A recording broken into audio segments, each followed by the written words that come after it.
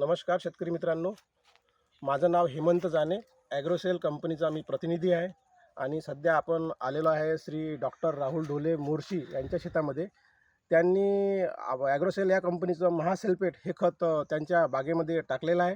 तर त्यांना त्या खतापासून कशाप्रकारे रिझल्ट मिळाले हे त्यांच्याकडून आपण जाणून घेऊ. डॉक्टर साहेब, तुमचं नाव, संपूर्ण नाव सांगा. डॉक्टर राहुल नामदेवराव ढोले, राहणार मोर्शी. मोबाईल नंबर सांगा. Mobile number 9766495155. माझी मोर्शी येथे संत्र्याची बाग आहे. हेमंत भाऊ जाने यांच्या माध्यमातून ॲग्रोसेलचं महासल्फेट हे खत नवीन असल्यामुळं मी विकत घेतले. याआधी मी ॲग्रोसेलचे महालाभ हे खत वापरत होतो, पण महासल्फेट हे ॲडिशनल काहीतरी देणार आहे असं त्यांच्याकडून कळल्यामुळं मी हे खत विकत घेतले.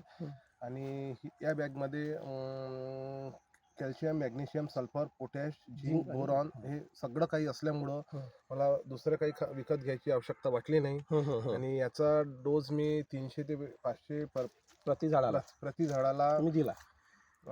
मी टाकला. आणि त्यामुळं फुटीच्या वेळेस टाकल्यामुळं फूट पण चांगली झाली आणि झाडामध्ये ग्रीनरी पण वाढलेली आहे, जसं आपण पाहू शकता. आणि फळाची साईज वगैरे पण चांगली होण्यात मदत झाली.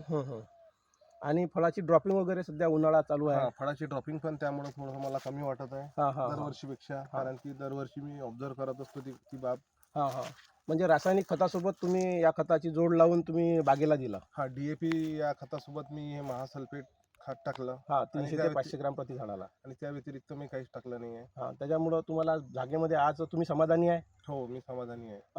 आणि तुम्ही बाकी शेतकऱ्यांना काय सल्ला द्याल?